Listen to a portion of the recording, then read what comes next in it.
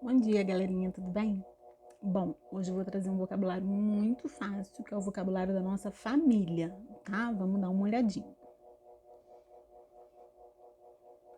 Bom, o que acontece, né? O que a gente chama de família? Família são as pessoas que a gente tem um laço sanguíneo, tá?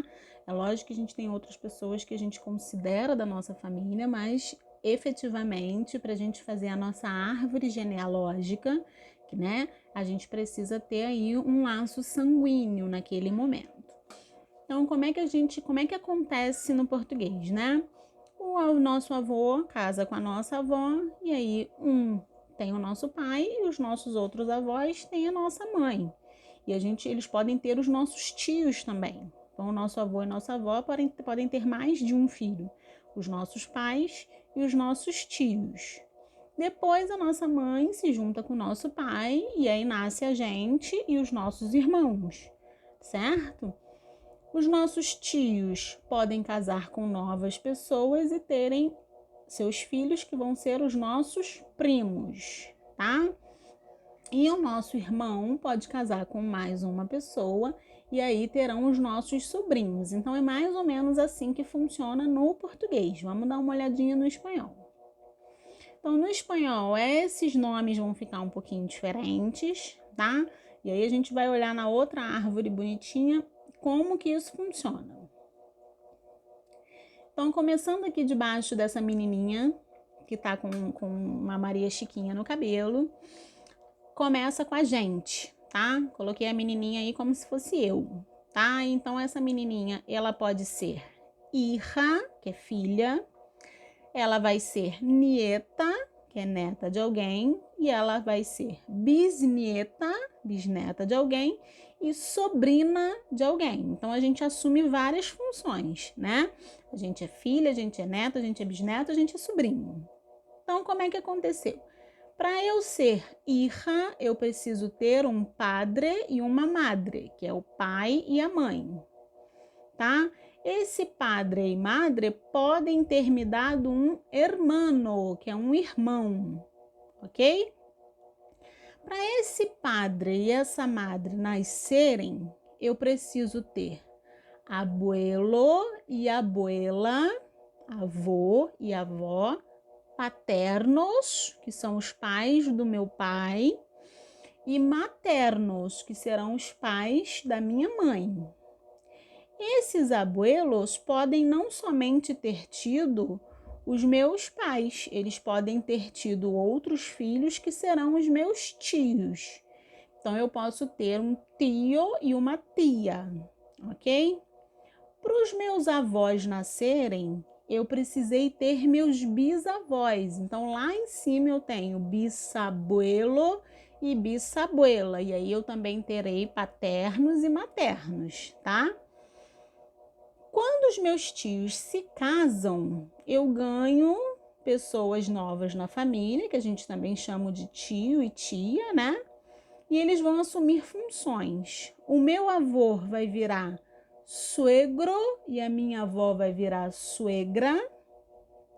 E essas pessoas, se for um homem, vai virar yerno, que é genro, e se for uma mulher, vai virar nuera da minha avó, que é nora, tá? Então eu tenho aí essas denominações. Se esses meus tios resolvem ter filhos, eu vou ganhar primo e prima, ok? E se o meu irmão resolver namorar com alguém, eu terei uma cunhada, tá? Se meu irmão tivesse tido filhos, eu ganharia sobrinos, ok? Então, algumas coisas aqui para ver se vocês se organizam nesse raciocínio. El abuelo de mi padre es mi bisabuelo.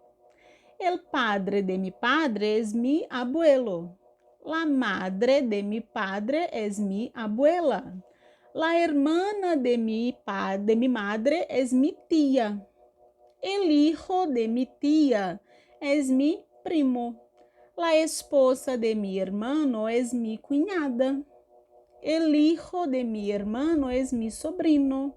La esposa de mi tío es nuera de mi abuelo. El marido de mi tia es yerno de mi abuelo, tá? Então, aqui é para vocês se localizarem nos graus de parentesco. Então, eu tenho aqui um quadrinho com as traduções. Então, padre, pai, madre, mãe, hijo, filho, marido, mujer, que é mulher ou esposa, abuelo, avô, nieto, neto, sobrino, que é sobrinho, tio, igual, hermano, irmão, cunhado, primo, bisnieto, suegro, yerno, que é genro.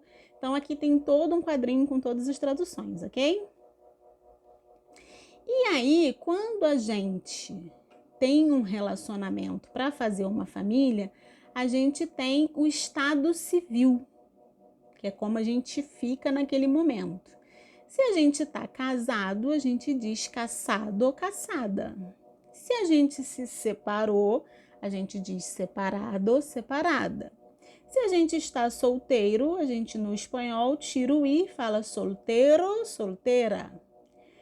Se a gente fica viúvo, no espanhol eu digo viudo, viuda. Se a gente fica noivo, a gente diz que a gente está prometido ou prometida.